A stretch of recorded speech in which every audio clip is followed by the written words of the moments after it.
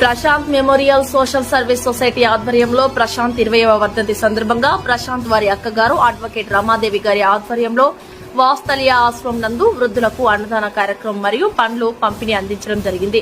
అనంతరం అడ్వకేట్ రమాదేవి గారు మీడియాతో మాట్లాడుతూ మా తమ్ముడు ప్రశాంత్ చనిపోయి 20వ వర్ధంతి సందర్భంగా ప్రతి సంవత్సరం క్రమం తప్పకుండా అతని పేరు మీద అన్నదాన కార్యక్రమాలు నిర్వహిస్తున్నామని, మా తమ్ముడు ప్రశాంత్ కి ఆ దేవుడి ఆత్మశాంతి కలిగించాలని మీడియా ద్వారా తెలియజేశారు. అదేవిధంగా జయప్రకాష్ సార్ మీడియాతో మాట్లాడుతూ ప్రశాంత్ చనిపోయి 20 సంవత్సరాలు అవుతున్నా వారి అక్క అడ్వకేట్ రమాదేవి ప్రతి సంవత్సరం పేదలకు అన్నదానం చేపడుతుందని, ఆ దేవుడు ప్రశాంత్ కి ఆత్మశాంతి కలిగించాలని, వారి కుటుంబానికి ఆ దేవుడు ఆయురారోగ్యాలు ఇవ్వాలని మీడియా ద్వారా తెలియజేశారు. ఈ కార్యక్రమంలో అడ్వకేట్ రమాదేవి, జయప్రకాష్, కీర్తన తదితరులు పాల్గొని వృద్ధులకు అన్నదాన కార్యక్రమం పండ్లు పంపిణీ చేపట్టడం జరిగింది.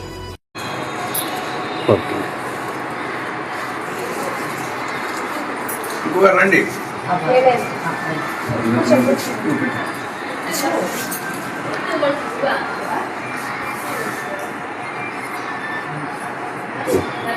వచ్చేసి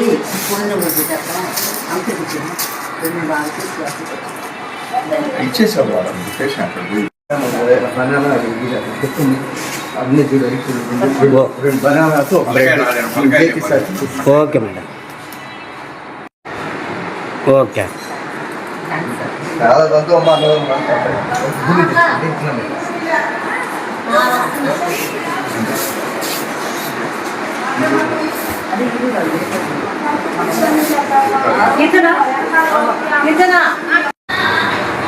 గిరి వచ్చాడని చెప్పండి. అమ్మా తీసుకోమ్మా, జాగ్రత్త, ఏం కాదు.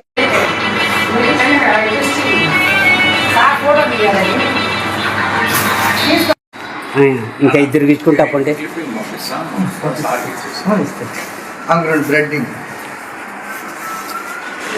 ఓకే. నేను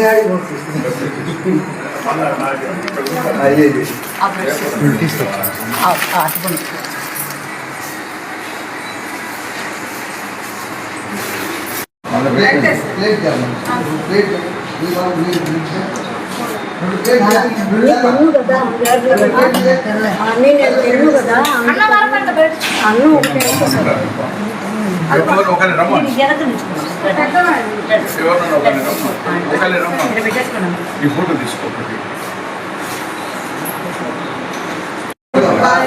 ఈ ప్లేట్ లో పెట్టుకోండి.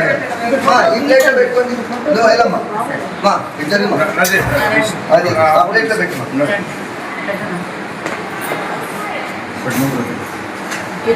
దుర్గాప్రసాద్ సార్ పిలు, రమ్మన్ రమ్మన్.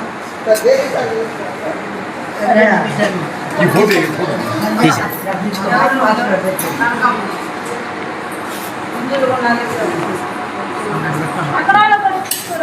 సార్ వస్తుందా? సార్ రండి.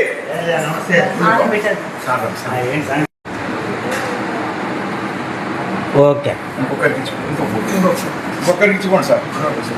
మీరు ఉన్నారని తెలియదు. ఏ పని ఉంటే వస్తాయి, ఎందుకు 15 కూడా వస్తా. ఇప్పుడు మీటింగ్లోకి వెళ్ళి ఇప్పుడే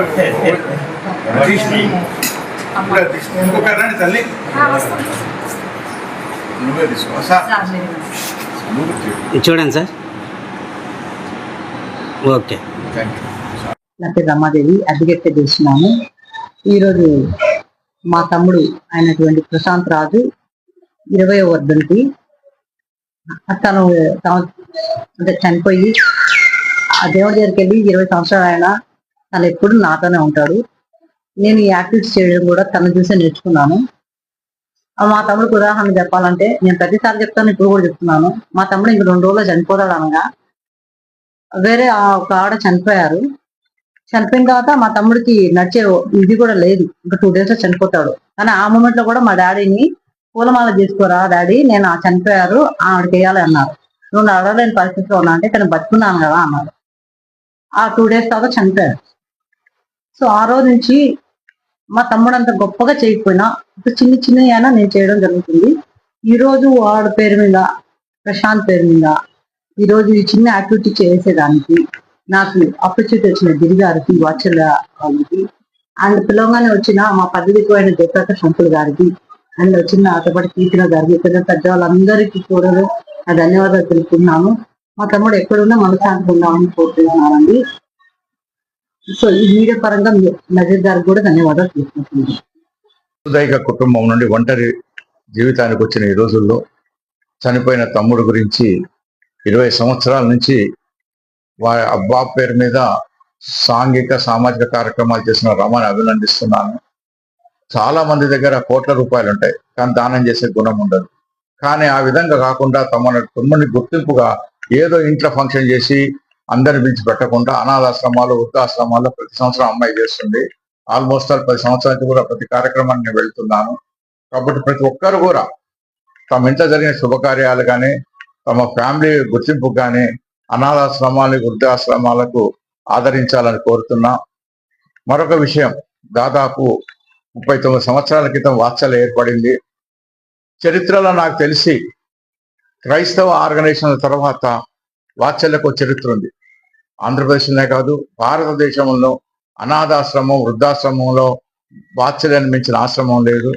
దీంట్లో ఉన్నటువంటి అందరూ కూడా నిష్ఠాతులు. ప్రస్తుతం నిర్వహిస్తున్న జీవి సాంబశివరావు గారు ఉదయం నుండి సాయంత్రం వరకు కూడా కార్యక్రమాలు నిర్వహిస్తున్నాడు. పిల్లలకు చదువు, వాళ్ళకు తెలివితేటలు, వాళ్ళ ఉద్యోగాలు కూడా ఇక్కడ ఉండే కమిటీ నిర్వహిస్తుంది. కాబట్టి ప్రతి ఒక్కరు కూడా వాత్సల్యకు చేయూతనివ్వాల్సిందిగా విజ్ఞప్తి. Thank you.